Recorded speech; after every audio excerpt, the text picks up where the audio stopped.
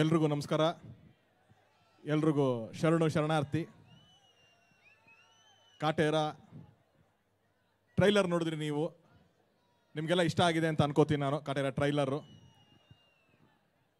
ಒಂದಂತೂ ಭಾಳ ಖುಷಿಯಿಂದ ಹೆಮ್ಮೆಯಿಂದ ಹೇಳ್ಕೋತೀನಿ, ಒಂದು ಕನ್ನಡ ನಾಡಿನ ನಮ್ಮ ಸೊಗಡಿನ ಒಂದು ಚಿತ್ರ ಆಗುತ್ತೆ ಇದು. ಹಲವಾರು ನೈಜ ಘಟನೆಗಳನ್ನು ಆಧರಿಸಿ ಮಾಡಿರುವಂಥ ಒಂದು ಸಿನಿಮಾ ಇದು. ಬಹುಶಃ ಅದರಲ್ಲಿ ಒಂದು ಘಟನೆ ಒಂದು ಕರ್ನಾಟಕದ ಒಂದು 3 ಪ್ರಾಂತ್ಯಕ್ಕೆ ತುಂಬ ಹತ್ತಿರವಾಗುತ್ತೆ. ಅದು ಉತ್ತರ ಕರ್ನಾಟಕ ಆಗಿರ್ಬೋದು, ಮಲೆನಾಡು ಪ್ರಾಂತ್ಯ ಆಗಿರ್ಬೋದು, ಅಥವಾ ಮೈಸೂರು ಮಂಡ್ಯ ಪ್ರಾಂತ್ಯ ಆಗಿರ್ಬೋದು, ಹಳೆ ಮೈಸೂರು ನಾವೇನು ಹೇಳ್ತೀವಿ ಆ ಪ್ರಾಂತ್ಯ ಆಗಿರ್ಬೋದು. ತುಂಬ ಅವ್ರಿಗೆ ಹತ್ತಿರವಾಗುವಂಥ ಒಂದು ಘಟನೆ. ಅದು ಬಿಟ್ಟು ಕೂಡ ಒಂದು 2-3 ಘಟನೆಗಳನ್ನ ಈ ಸಿನಿಮಾದಲ್ಲಿ ನೀವು ನೈಜ ಘಟನೆಗಳು ಆಧರಿಸಿರೋದು ಗೊತ್ತಾಗ್ತಾ ಹೋಗುತ್ತೆ ನೀವು ಸಿನಿಮಾ ನೋಡ್ತಾ. ಇದೇ 29ನೇ ತಾರೀಕು, ಡಿಸೆಂಬರ್ 29ನೇ ತಾರೀಕು ಭಾಳ ಹೆಮ್ಮೆಯಿಂದ ಒಂದು ಕನ್ನಡ ಸಿನಿಮಾ ಬರ್ತಾ ಇದೆ. ನೀವೆಲ್ಲರೂ ಆ ಕನ್ನಡ ಸಿನಿಮಾನ ಗೆಲ್ಲಿಸ್ತೀರಾ ಅನ್ನೋ ನಂಬಿಕೆ ಮೇಲೇ ಆ ಡೇಟಿಗೆ ನಾವು ರಿಲೀಸ್ ಮಾಡ್ತಾ ಇದ್ದೀವಿ. ಆ್ಯಂಡ್ ಇವತ್ತು ಇಲ್ಲಿ ಇನ್ನೂ 2 ಪ್ರಮುಖವಾದ ವ್ಯಕ್ತಿಗಳು, ಒಂದು ನಮ್ಮ ಮ್ಯೂಸಿಕ್ ಡೈರೆಕ್ಟರ್ ಹರಿ ಸರ್, ಇನ್ನೊಂದು ನಮ್ಮ ಕ್ಯಾಮ್ರಾಮನ್ ಸುಧಾಕರ್ ಅವರು. ಅವರೆರಡು ಫೈನಲ್ ವರ್ಕ್ಸ್ ನಡೀತಾ ಇರೋದ್ರಿಂದ ಬರೋಕ್ಕಾಗಲಿಲ್ಲ. ಬಟ್ ನನ್ನ ಇಡೀ ಟೆಕ್ನಿಷಿಯನ್ಸ್ ತಂಡ, ಅದು KM ಪ್ರಕಾಶ್ ಇರ್ಬೋದು, ಅಥವಾ ನಮ್ಮ ಫೈಟ್ ಮಾಸ್ಟರ್ಸ್ ಇರ್ಬೋದು, ಕೊರಿಯೋಗ್ರಾಫರ್ಸು, ಪ್ರತಿಯೊಬ್ಬರು ಕೂಡ, ಡೈಲಾಗ್ ರೈಟರ್ ಮಾಸ್ತಿ, ನಮ್ಮ ಜಡೇಶ್, ಎಲ್ಲರೂ ಒಂದು ಅದ್ಭುತವಾದ ಒಂದು ಟೆಕ್ನಿಷಿಯನ್ಸ್ ತಂಡ ಈ ಸಿನಿಮಾಗೆ ಕೆಲಸ ಮಾಡಿದೆ. ನಾವು ಪ್ರತಿಯೊಂದು ಸತಿನೂ ನಾನು ಮಾಡಿರೋ 3 ಸಿನಿಮಾ, 3ನೇ ಸಿನಿಮಾ ರಿಲೀಸ್ ಆಗ್ತಾ ಇರೋದು. 3 ಸಿನಿಮಾನೂ ನನಗೆ ದರ್ಶನ್ ಸರ್ ಜೊತೆಗೆ ನಿಂತ್ಕೊಂಡು ನನ್ನ ಕೆರಿಯರ್ನ ಜೊತೆಗೆ ಟ್ರಾವೆಲ್ ಮಾಡ್ಕೊಂಬಂದಿದ್ದಾರೆ. ಚೌಕ ಮಾಡಬೇಕಾದ್ರೆ ಅಲ್ಲಿ ರಾಬರ್ಟ್ ಅಂತ ಒಂದು ಕ್ಯಾರೆಕ್ಟರ್ನಲ್ಲಿ ಒಂದು 15 ನಿಮಿಷದ ಒಂದು ಕ್ಯಾರೆಕ್ಟರ್ ಬಂತು. ಅದಾದಮೇಲೆ ರಾಬರ್ಟ್ ಅಂತಲೇ ಒಂದು ಸಿನಿಮಾ ಆಯಿತು. ಸೊ ಅದಾದಮೇಲೆ ಈಗ ಮತ್ತೆ ಕಾಟೇರ ಒಂದು ಸಿನಿಮಾ ಮಾಡಿದ್ದೀವಿ.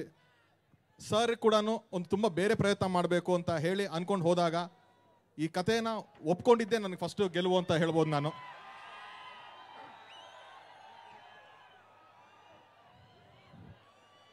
ಸೊ ಈ ಸಿನಿಮಾ ಇವತ್ತು ಹಿಂಗೆ ಆಗಕ್ಕೆ ನೀವು ಟ್ರೈಲರ್ ನೋಡಿದಾಗ ನಾನು ಹೇಳಿದ್ದೆ ಒಂದು ಸರ್ಪ್ರೈಸ್ ಇರುತ್ತೆ ಅಂತ ಅಂದ್ಬಿಟ್ಟು ಅಂತ. ನೀವು ಅದು ಲಾಸ್ಟ್ ಶಾಟ್ ನೋಡಿದ್ರಿ ಸಿನಿಮಾದಲ್ಲಿ ದರ್ಶನ್ ಸರ್ದು. ಇಡೀ ಸಿನಿಮಾದಲ್ಲಿ ನಿಮಗೆ ಈ ಥರ ಹಲವಾರು ಸರ್ಪ್ರೈಸ್ಗಳಿದೆ.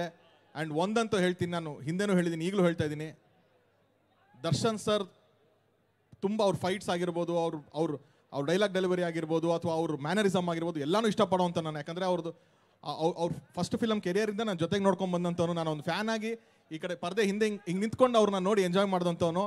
ಅವ್ರಿಗೆ ಬರೀಬೇಕಾದ್ರೆ ನನಗೆ ಗೊತ್ತಿದ್ದು ಒಂದು ತುಂಬ ಅದ್ಭುತವಾಗಿ ಅವರಲ್ಲಿ ಇರೋದೇನು ಅಂತಂದರೆ ಎಮೋಷನ್ಸ್.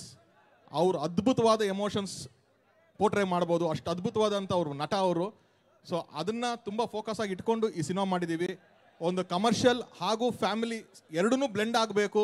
ಈ ಕಡೆ ಫ್ಯಾನ್ಸ್ಗೂ ಇಷ್ಟ ಆಗಬೇಕು, ಎರಡನೇ ಸತಿ ಅವ್ರ ಫ್ಯಾಮಿಲಿ ಕರ್ಕೊಂಬಂದರೆ ಅವಾಗಲೂ ಇಷ್ಟ ಆಗಬೇಕು ಅನ್ನೋ ಉದ್ದೇಶದಿಂದ ಮಾಡಿದಂಥ ಒಂದು ಸ್ಕ್ರಿಪ್ಟ್ ಇದು. ಖಂಡಿತವಾಗ್ಲೂ ನೀವೆಲ್ಲ ಹೆಮ್ಮೆಯಿಂದ ಈ ಸಿನಿಮಾ ನೋಡ್ಕೊಂಡು ಆಚೆ ಬರ್ಬೇಕಾರೆ ಒಂದು ದರ್ಶನ್ ಸರ್ ಪಿಕ್ಚರ್ ಈ ಥರದ್ದು ನೋಡ್ಕೊಂಬಂದ್ವಿ ಅಂತ ಒಂದು ಖುಷಿ ಕೊಡುವಂಥ ಒಂದು ಸಿನಿಮಾ ಆಗುತ್ತೆ.